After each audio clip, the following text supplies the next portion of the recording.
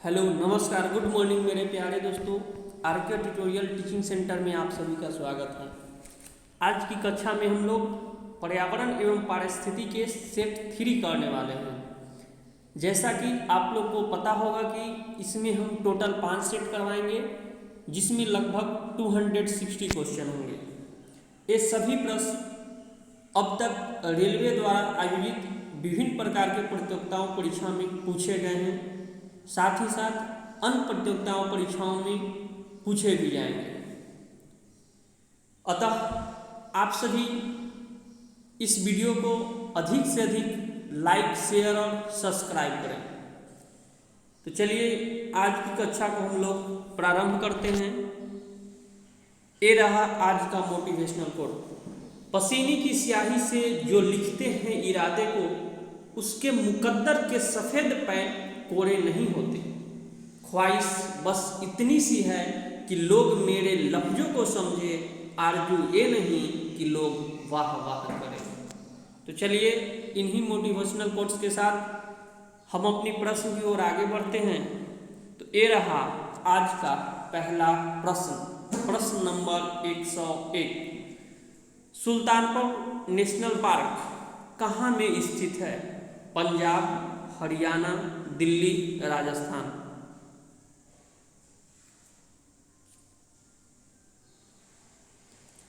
चलिए इसका सही आंसर बताइए। तो इसका सही आंसर होगा हरियाणा।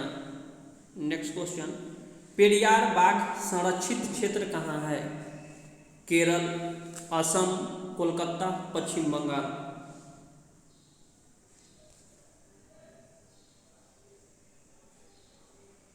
तो इसका सही आंसर होगा Kerala. Next question, Periyar national park कहाँ में है? देखिए सेम क्वेश्चन है, रिपीटेड क्वेश्चन है, रिपीट हुआ है। ये भी प्रश्न आरआरबी ग्रुप डी यानी रेलवे ग्रुप डी में 16/10/2018 को शिफ्ट 3 में पूछे गए थे। तो इसका सही आंसर होगा Kerala. Next question, Sundarban dash का घर है? जंगली सांड, रॉयल बंगाल टाइगर, बाघ, चीतल।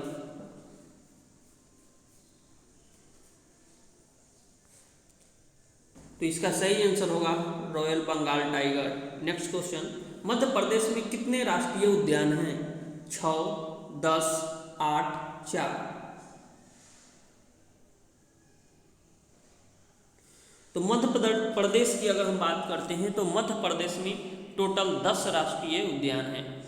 अगर इनकी चर्चा करें कि 10 राष्ट्रीय उद्यान कौन कौन हैं, तो फर्स्ट नंबर पे आता है कान्हा राष्ट्रीय उद्यान, दूसरा बांधवगढ़ राष्ट्रीय उद्यान, तीसरा पन्ना राष्ट्रीय उद्यान, चौथा पेंच राष्ट्रीय उद्यान, पांचवा सतपुरा राष्ट्रीय उद्यान, छठा संजय राष्ट्रीय उद्यान, सातवां माधव राष्ट्रीय उद्यान, आठवां वन विहार राष्ट्रीय उद्यान, 9वां फोसिल राष्ट्रीय उद्यान और लास्ट जो है 10वां डायनासोर जीवाश्म राष्ट्रीय उद्यान।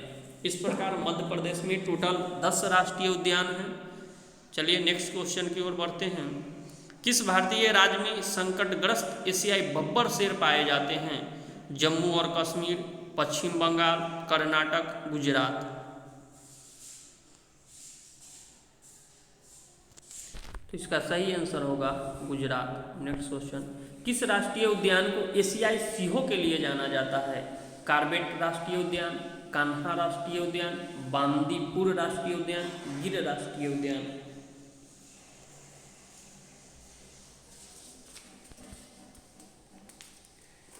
तो इसका सही आंसर होगा गिर राष्ट्रीय उद्यान। अगर हम कार्बेट नेशनल पार्क यानी जिन कार्बेट नेशनल पार्क की अगर बात करें तो भारत का सबसे पुराना राष्ट्रीय पार्क है। इसको जब स्थापना इसकी की गई थी, इस समय इसका नाम था हेली नेशनल पार्क। यह उत्तराखंड राज्य में स्थित है। अगर सेकेंड हम कान्हा राष्ट्रीय उद्यान की बात करें तो कान्हा राष्ट्रीय उद्यान यह मध्य प्रदेश में स्थित है। इसकी स्थापना 1955 ईस्वी में की गई थी। यह एक बाघ अभ्यारण्य है। यह एक बाघ अभ्यारण्य है। अगर बांदीपुर की अगर बात करते हैं तो बांदीपुर राष्ट्रीय उद्यान जो है दक्षिण भारत यानी कर्नाटक राज्य में स्थित है। यहाँ पे भी बाघ आरक्षित ही है। इसकी स्थापना 1974 ईस्वी में की गई थी। चलिए नेक्स्ट क्वेश्चन की ओर बढ़ते हैं। डिस्कशन हम लोग सारे क्वेश्चन का कर सकते हैं, लेकिन डिस्कशन के कारण जो वीडियो हो जाएगा वो बहुत लंबा हो जाएगा। इस प्रकार हम लोग शॉर्ट में ही निकलते हैं। सीवेज में पाई जाने वाली बैक्टीरिया अधिकतर होती है अवायवीय, रोगजनक, मृतोपजीवी, परजीवी। चलिए इसका सही आंसर क्या होगा? तो सबसे पहली बात कि सीवेज कहते किसको हैं? तो सीवेज हम उसे कहते हैं कि जिस जल का किसी न किसी रूप में हम लोग प्रयोग करते हैं, यानी कि जल को किसी न किसी रूप में प्रयोग करते हैं। और जैसे ही जल को प्रयोग करने के बाद हम क्या करते हैं? बहा देते हैं। तो जल को प्रयोग करने के बाद जो बहा देते हैं, इसी को हम लोग सीवेज कहते हैं। इसी को हम लोग सीवेज कहते हैं। इसमें रोगजनक पाए जाते हैं। इसमें क्या पाए जाते हैं? रोगजनक पाए जाते हैं इसमें। तो इस प्रकार आपका आंसर होगा रोगजनक। नेक्स्ट क्वेश्चन, वनोन्मूलन में से समानतः डैश में कमी होती है? वर्षा, भूक्षरण, सूखा, ग्लोबल वार्मिंग। वनोन्मूलन मतलब डिफॉरेस्टेशन। इसमें क्या होता है? वनों की कटाई की जाती है। जब ज़्यादा मात्रा में हम लोग वनों की कटाई करते हैं, वन की मात्रा कमने लगती है, तो इसी को बोलते हैं डिफॉरेस्टेशन। यदि डिफॉरेस्टेशन होगा, वनों की कटाई होगा, तो इससे क्या होगा? वर्षा में कमी होगी। नेक्स्ट क्वेश्चन, निम्नलिखित में से कौन सा जल प्रदूषण का कारण नहीं है? बैक्टीरिया, अजैविक रसायन, उद्योग से तेल, वाहनों की तेज आवाज। मतलब कि जल प्रदूषण का कारण कौन नहीं है? तो इसका सही आंसर होगा ऑप्शन नंबर डी, वाहनों की तेज आवाज। क्या वाहनों की तेज आवाज से जल प्रदूषण होता है? नहीं।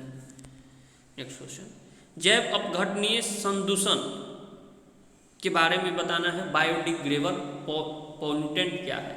प्राकृतिक माध्यम से शीघ्र अपघटित होते हैं, अपघटित नहीं किया जा सकता है, केवल जलाकर अपघटित होते हैं, केवल बहते पानी में निपटान किया जाता है।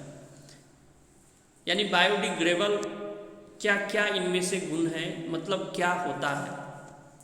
तो इसका सही आंसर होगा जो बायोडिग्रेडेबल होता है वह शीघ्र ही अपघटित होता है। उसे अपघटित करने की आवश्यकता नहीं होती है, वह प्राकृतिक माध्यम से ही आसानी से अपघटित हो जाता है। नेक्स्ट क्वेश्चन, प्रकाश संश्लेषण पौधे के किस भाग में होती है? शाखाएं और तने में, पत्ती और क्लोरोप्लास्ट की मौजूदगी वाले अनुभागों में, पत्ती और तने में, जड़ों और जड़ों के रस में। चलिए इसका सही आंसर बताइए। इसका सही आंसर क्या होगा? जैसे ही इस वीडियो के 5वां सेट कंप्लीट हो जाएगा, तो नेक्स्ट दिन ही पूरे वीडियो का एक ही वीडियो में टोटल सेट कराया जाएंगे, वो कि फास्ट रिवीजन क्लासेज होगा। ये वीडियो आपको संडे को 12 बजे अपलोड कर दिया जाएगा। तो इसका सही आंसर होगा बी, क्योंकि हम जानते हैं कि प्रकाश संश्लेषण की क्रिया जो होती है हरे पौधे में होती है, और हरे पौधे में क्लोरोफिल पाया जाता है, और वहीं पे प्रकाश संश्लेषण की क्रिया होती है। नेक्स्ट क्वेश्चन, जैव रासायनिक ऑक्सीजन मांग यानी बीओडी निम्नलिखित में से किसकी माप करता है? जैव पदार्थों के ऑक्सीकरण के दौरान उपयोग की गई ऑक्सीजन की, जल में घुले कण की, हवा में घुले हुए कण की, हवा में शोर के स्तर की। तो इसका सही आंसर होगा जैव पदार्थों के ऑक्सीकरण के दौरान उपयोग की गई ऑक्सीजन की। नेक्स्ट क्वेश्चन, नदी जल में जैविक ऑक्सीजन मांग यानी नदी के जल में जो बीओडी होता है में कोई परिवर्तन नहीं होता जब शैवालीय उत्फुल्लन होता है। का जल में ऑक्सीकरण की सांद्रता से कोई संबंध नहीं है। जल में स्थित साल्मोनेला की उपस्थिति की माप प्रदान करता है। में बढ़ होती है जब नदी जल में गंदा पानी मिश्रित होता है। कह रहा है कि बीओडी बढ़ जाती है जब नदी जल में पानी जो है गंदा हो जाता है, यानी गंदे पानी को यदि मिला देते हैं। इस प्रकार चलिए आप इसका सही आंसर बताइए। एक क्वेश्चन आरआरबी जेईई में पूछा गया था तो इसका सही आंसर होगा ऑप्शन नंबर सी, जल में स्थित साल्मोनेला की उपस्थिति की माप प्रदान करता है। नेक्स्ट क्वेश्चन, सुरक्षित पेयजल का जैव रासायनिक ऑक्सीकरण मांग बीओडी होना चाहिए, यानी जो सुरक्षित पेयजल है, पीने वाला जल है, उसका बीओडी कितना होता है? 0, 50 ppm, 100 ppm, 200 ppm।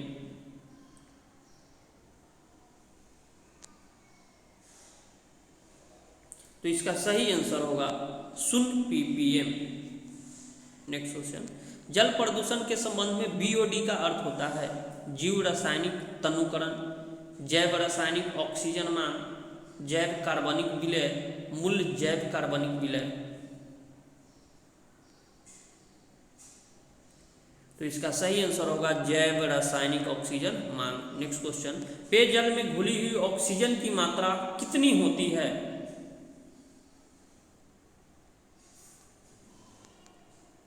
6 microgram, 6 microgram पर लीटर, या ग्रेटर देन 6 मिलीग्राम पर लीटर, या लेस देन 6 मिलीग्राम पर लीटर। तो इसका सही आंसर होगा या तो 6 मिलीग्राम होता है या फिर 6 मिलीग्राम से ज़्यादा होता है। तो इस प्रकार आपका आंसर हो गया डी नंबर। नेक्स्ट क्वेश्चन, वायुमंडल में निम्नलिखित किस गैस की उपस्थिति के कारण अम्ल वर्षा होती है? नाइट्रोजन एवं ऑक्सीजन, सल्फर डाइऑक्साइड और नाइट्रोजन ऑक्साइड, कार्बन डाइऑक्साइड एवं कार्बन मोनोऑक्साइड, ओजोन और आर्गन। तो इसका सही आंसर होगा वायुमंडल में जो अम्ल वर्षा होती है वह सल्फर डाइऑक्साइड और नाइट्रोजन ऑक्साइड के कारण ही होती है। नेक्स्ट क्वेश्चन, आजकल दिल्ली में वायु प्रदूषण कम करने के लिए बसें जो है तरलीकृत पेट्रोलियम गैस पर चलती है, संपीड़ित प्राकृतिक गैस पर चलती है, संपीड़ित लेड गैस पर चलती है, या उच्च गतिक लेड मुक्त डीजल पर चलती है। तो इसका सही आंसर होगा संपीड़ित प्राकृतिक गैस यानी सीएनजी पर चलती है, क्योंकि अगर हम सीएनजी की बात करते हैं तो सीएनजी में क्या होता है कि जो सीओ यानी जो डीजल एवं पेट्रोल से कार्बन मोनोऑक्साइड का जो उत्सर्जन होता है, यदि वही गाड़ी हम सीएनजी से चलाते हैं तो डीजल और पेट्रोल वाली गाड़ी की तुलना में सीएनजी वाली जो गाड़ी होती है वह 70% कम सीओ का उत्सर्जन करता है।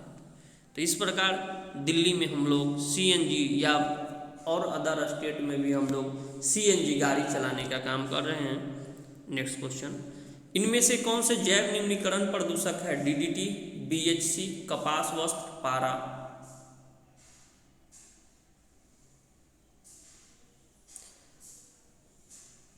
तो जैव निम्नीकरण के लिए क्या होता है? बायोडिग्रेडेबल कहते हैं, जो कि आसानी से घुल मिल जाए प्राकृतिक संसाधन के साथ।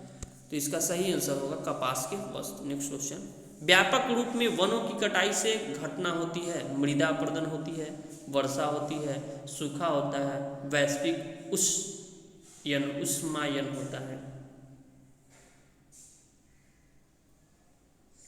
तो कह रहा है फिर सेम क्वेश्चन है कि वनों की कटाई अगर करेंगे तो उससे क्या घट जाएगा? तो क्या होगा? वर्षा में कमी आ जाएगी। नेक्स्ट क्वेश्चन, जल प्रदूषक का मुख्य कारण इनमें से क्या है? धुआं, औद्योगिक अपशिष्ट, अमोनिया, धोने का पाउडर। तो जल प्रदूषक के अगर कारण की अगर हम बात करें तो इसका कारण है औद्योगिक जो अपशिष्ट है, औद्योगिक अपशिष्ट को जल में छोड़ देना, यानी जितने भी औद्योगिक उद्योग वगैरह हैं वो नदी के किनारे स्थापित किए जाते हैं, इसलिए कि जितने भी उसके कूड़ा कचरा रहे वह क्या करते हैं? नदी में प्रवाहित कर दिया जाता है नाला के माध्यम से। जितना भी जो गंदा जल होता है, कचरा होता है, वो कहाँ चला जाता है? नदी में, जिसके कारण जल प्रदूषण हो जाता है। नेक्स्ट क्वेश्चन, अम्ल वर्षा का मुख्य कारण क्या है? SO2, NH2, CH4, उपरोक्त सभी।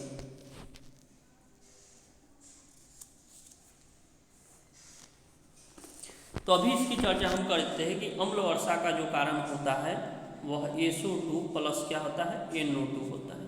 तो इसमें तो NO2 कहीं है नहीं, इसके अलावा अम्ल वर्षा का कारण और कोई नहीं है। तो इस प्रकार आपका आंसर क्या हो जाएगा, option number A. Next question, अम्ल वर्षा का pH मान कितना होता है, यानी अम्ल वर्षा जो होती है, अम्ल वर्षा का pH मान कितना होता है। तो अम्ल वर्षा का जो pH मान होता है या तो 5.5 होता है या फिर इससे कम होता है, यानी option number A. Next question, अम्लीय वर्षा किसके कारण होती है, CO, CO2, SO2 and O2, SO2 और NO2, NO2 एंड O2। एक क्वेश्चन भी अभी आया था कि SO2 और क्या होते हैं, NO2 के कारण ही अम्लीय वर्षा होती है। इस प्रकार आपका आंसर होगा option number C. Next question, अब देखिए ये अपना भी फोटो अपलोड कर दिया। ये हमारे जो टेक्निकल टीम है उसका एक मेंबरशिप है, ये PDF अपलोड करने का काम करता है। तो आज इन्होंने PDF के साथ साथ अपना फोटो भी अपलोड कर दिया। तो चलिए इनके लिए भी आप लोग एक बार जोरदार ताली बजा दीजिएगा, ताकि इनका मन जो है हमेशा अच्छा फील करे। चलिए क्वेश्चन पे आते हैं। अब सरकार द्वारा स्वस्थ हवा में SO2 गैस की मात्रा 50 इकाई निश्चित की गई है। इसकी माप इकाई है ग्राम पर सीसी, mg पर लीटर, mg पर मीटर क्यूब या माइक्रोग्राम पर मीटर स्क्वायर।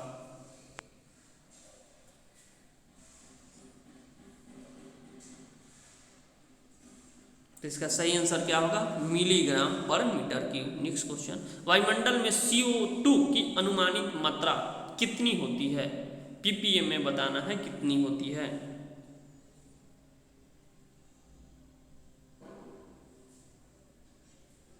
तो इसका सही आंसर होगा 400 ppm।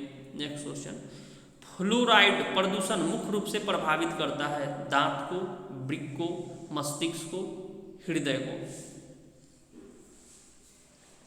तो फ्लोराइड की अगर हम बात करते हैं तो फ्लोराइड की अगर अधिकता हो जाए हमारे शरीर में तो इससे हम लोगों को फ्लोरोसिस नामक बीमारी होती है। और ये जो फ्लोरोसिस नामक बीमारी क्या करता है कि हमारे दांत को कमज़ोर बनाने का काम करता है, हमारे दांत को कमज़ोर बनाता है तथा हमारे दांत पे पीले पीले धब्बे जम जाते हैं। तो इस प्रकार आपका आंसर होगा ये। नेक्स्ट क्वेश्चन, मृदा अपरदन रोका जा सकता है चराई द्वारा, गहरी जुताई द्वारा, पेड़ लगाकर, पक्षियों की संख्या बढ़ाकर।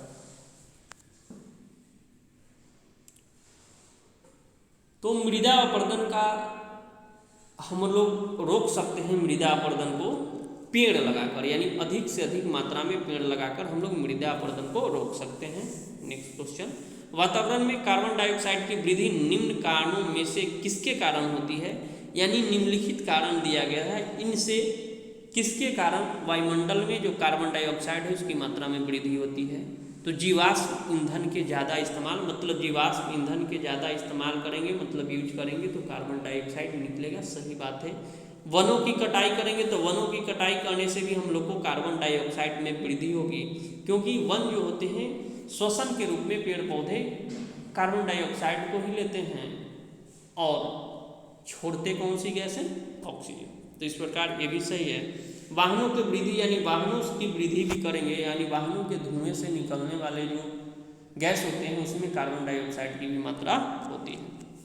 सौर हीटर के ज़्यादा इस्तेमाल, सौर हीटर से यानी सौर ऊर्जा पे कोई भी चीज़ चलाएंगे उससे किसी भी तरह का कोई प्रदूषण नहीं होगा। तो इस प्रकार आपका आंसर हो जाएगा ऑप्शन नंबर सी, 1, 2, 3। ये क्या है, गलत है। नेक्स्ट क्वेश्चन, अम्लीय वर्षा के संदर्भ में इनमें से कौन सा कथन सत्य नहीं है। इसके जल का pH मान 5.6 से कम होता है। यह वायुमंडल में सल्फ्यूरिक अम्ल या नाइट्रिक अम्ल की उपस्थिति के कारण उत्पन्न होता है। अधिकतम अम्ल सख्त कार्बनिक अम्ल के कारण होता है। अम्लीय वर्षा हमारे पारिस्थितिकी तंत्र को प्रभावित करता है। तो अगर हम pH मान की कहते हैं तो ये भी सही है, 5.5 या इससे कम होता है। SO2 और NO2 के कारण होता है, ये भी सही है। ये भी आपका सही है कि अम्लीय वर्षा हमारे पारिस्थितिकी तंत्र यानी हम लोग पारिस्थितिकी तंत्र में आते हैं, इसको प्रभावित करता है, सही बात है। लेकिन अधिक अम्ल सख्त कार्बनिक अम्ल के कारण बनता है, यह गलत बात है। नेक्स्ट क्वेश्चन, निम्नलिखित में से किससे भारत में अधिकांश गांव पीड़ित है और किसी अंश से नहीं? मतलब गांव में किस चीज के, किस प्रकार के प्रदूषण से लोग ज़्यादा प्रभावित हैं? वायु प्रदूषण से तो बिल्कुल नहीं, वायु प्रदूषण में गांव में तो होता नहीं है। दूसरी बात, ध्वनि प्रदूषण ये भी गांव में होता नहीं है। विकिरण प्रदूषण ये भी गांव में नहीं होता है, अगर होगा तो सब जगह विकिरण प्रदूषण होगा। जल प्रदूषण ही एकमात्र आपका आंसर होगा। नेक्स्ट क्वेश्चन, निम्नलिखित में से क्या विश्वव्यापी पर्यावरण की दुर्दशा का कारण नहीं है? जैव विविधता की हानि, वायुमंडल में कार्बन डाइऑक्साइड के जमाव में बढ़ोतरी, यूवी विकिरण से संपर्क, कचरा भराव क्षेत्र।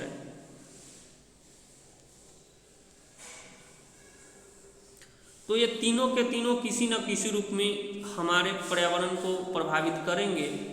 चलिए ये भी करेंगे, लेकिन इसके अनुसार इसकी तुलना क्या होगी? कचरा भराव क्षेत्र। नेक्स्ट क्वेश्चन, शोर के किस स्तर से ऊपर का शोर कान में दर्द एवं क्षति का कारण बनता है? 80 डेसिबल, 130 डेसिबल, 150 डेसिबल, 180 डेसिबल।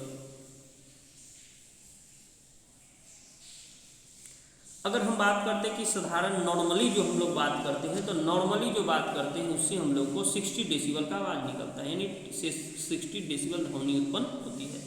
जबकि अगर 130 डेसिबल से अधिक अगर हम बात करें तो ये शोर के अंतर्गत आती है, जिसके कारण हमारे कान में दर्द और क्षति होता है। इस प्रकार आपका आंसर हो गया बी।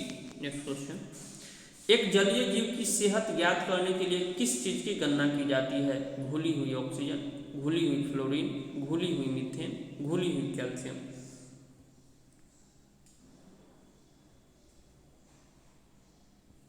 तो इसका सही आंसर होगा घुली हुई ऑक्सीजन, क्योंकि घुली हुई ऑक्सीजन के कारण ही जो जलीय जीव जंतु होते हैं वह ऑक्सीजन अपने गिल्स के द्वारा श्वसन के रूप में ग्रहण करते हैं। नेक्स्ट क्वेश्चन, कौन सा निम्नलिखित हवा प्रदूषण का कारण नहीं है? मतलब किससे हवा प्रदूषण नहीं होता है? खनन कार्य प्रदूषण का कारक नहीं है, अम्लीय वर्षा, कृषि गतिरोध, जीवाश्म ईंधन का जलना। देखिए ये तीनों के तीनों से आपको हवा प्रदूषण होगा, लेकिन अम्लीय वर्षा से हवा प्रदूषण नहीं होगा। अम्लीय वर्षा का मतलब पानी, पानी गिरना, पानी से क्या हवा प्रदूषण होगा? नेक्स्ट क्वेश्चन, हवा में अम्ल वर्षा डैश के छोड़े जाने के कारण होती है?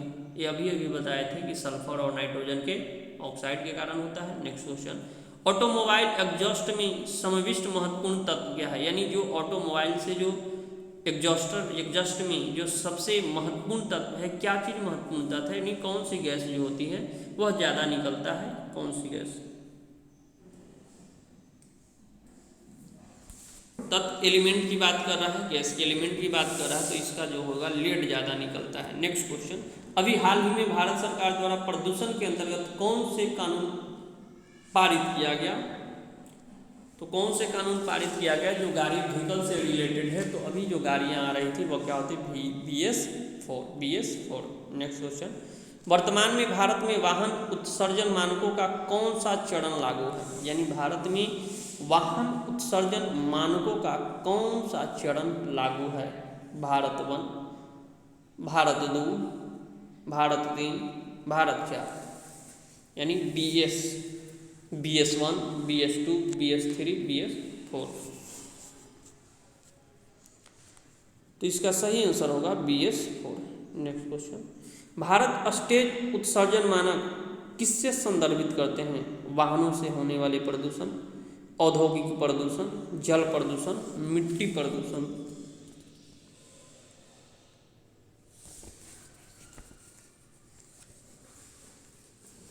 तो इसका सही आंसर होगा वाहनों से होने वाले प्रदूषण। नेक्स्ट क्वेश्चन, हठीले कार्बनिक प्रदूषण दूषकों का परिवहन ज़्यादातर डैश द्वारा किया जाता है? जानवरों और पक्षियों, मनुष्य, हवा और पानी, या पौधे?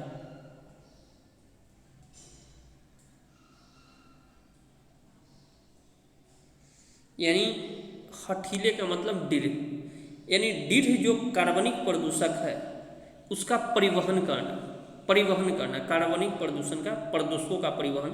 तो परिवहन जो होता है, कार्बनिक जो प्रदूषक होता है उसका परिवहन हवा या पानी के द्वारा यानी प्रकृति के द्वारा ही किया जाता है, हवा या पानी के द्वारा किया जाता है। तो इसका सही आंसर होगा हवा या पानी। नेक्स्ट क्वेश्चन, निम्नलिखित किस विकल्प का अर्थ है कि कोहरा जो धुएं से मिलकर प्रदूषित हो गया है? कोहरा जो धुएं सिक्के से मिलकर प्रदूषित हुआ गया है, यानी कहने का मतलब ये हुआ कि कोहरा और धुआं मिलकर क्या बनाता है। कहने का मतलब ये हो गया कि जो कोहरा है और प्लस धुआं है, इसको मिलने से क्या बनता है? तो कोहरा प्लस धुआं मिलने से क्या बनता है? स्मॉग बनता है। तो इस प्रकार आपका आंसर हो गया स्मॉग। नेक्स्ट क्वेश्चन की ओर आते हैं, निम्नलिखित में से कौन सा प्रदूषक प्रकाश रासायनिक स्मॉग का एक कारण है? स्मॉग, प्रदूषण, क्लॉग या स्मॉग? सॉरी, निम्नलिखित में से कौन सा प्रदूषक प्रकाश रासायनिक स्मॉग का एक प्रमुख कारण है?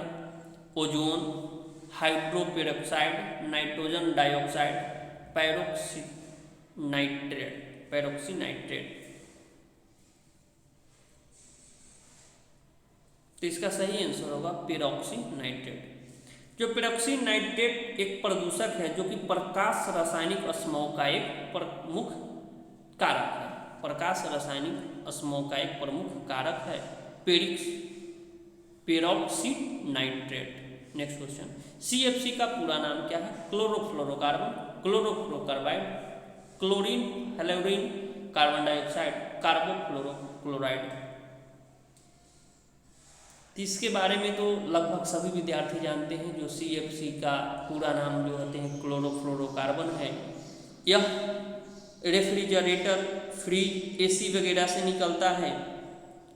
इसके कारण जो है हमारे ओजोन परत को क्षति पहुंचाता है। मतलब CFC जो होते हैं वह हमारे ओजोन परत है उसको क्षति पहुंचाता है। और ओजोन परत क्या है? तो ओजोन परत जो होते हैं वह एक ऊपर का लेयर है, वायुमंडल में एक लेयर है जो कि सन से आने वाली जो हानिकारक विकिरण है, यानी जो हम लोगों के लिए हानिकारक विकिरण है उसको छान करके ऊपर ही रखने का काम करती है।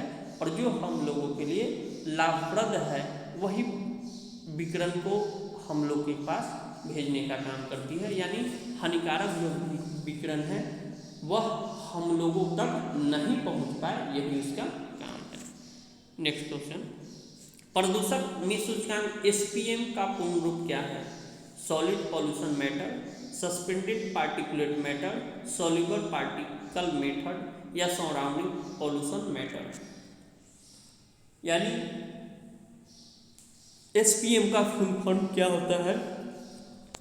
SPM का फुल फॉर्म की अगर हम बात करें तो इसका होता है सस्पेंडेड पार्टिकुलेट मैटर। क्या होता है? Suspended particulate matter.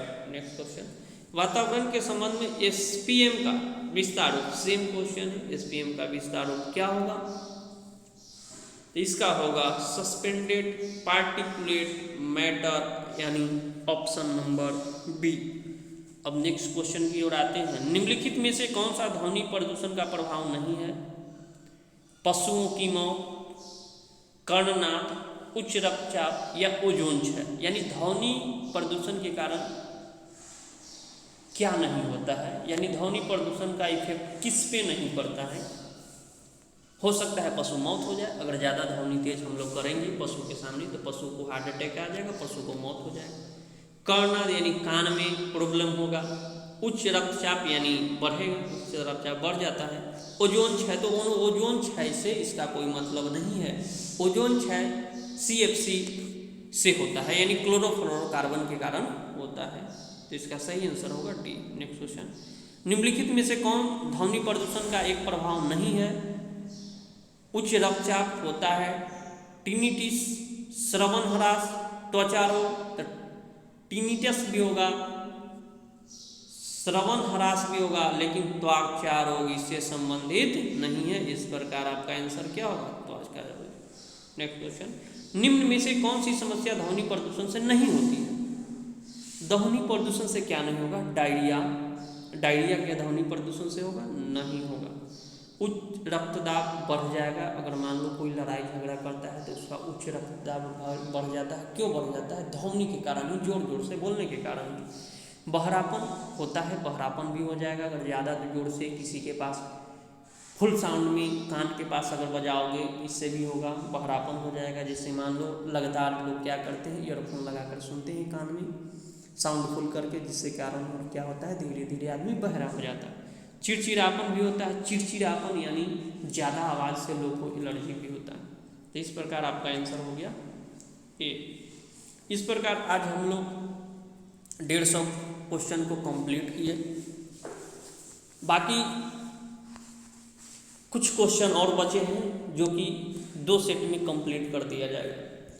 इसके बाद टोटल 5 सेट का जो कंप्लीट रिवीजन करवाया जाएगा एक ही वीडियो में, वो आपको संडे के 12 बजे लाइव होगा। वो आपको संडे के 12 बजे लाइव होगा। लाइव क्या होगा? लाइव क्लासेस होगा। इसमें जितने भी पर्यावरण एवं प्रौद्योगिकी के क्वेश्चन आज तक रेलवे में पूछे गए हैं, वो सारे क्वेश्चन एक ही वीडियो में कंप्लीट कर दिए जाएंगे। अतः आप सभी इस वीडियो को ज़्यादा से ज़्यादा शेयर करें, ज़्यादा से ज़्यादा सब्सक्राइब और लाइक भी करें, ताकि अधिक से अधिक लोग संडे वाली क्लास में 12 बजे भाग ले सकें। तो चलिए आज के वीडियो में इतना ही। Thank you.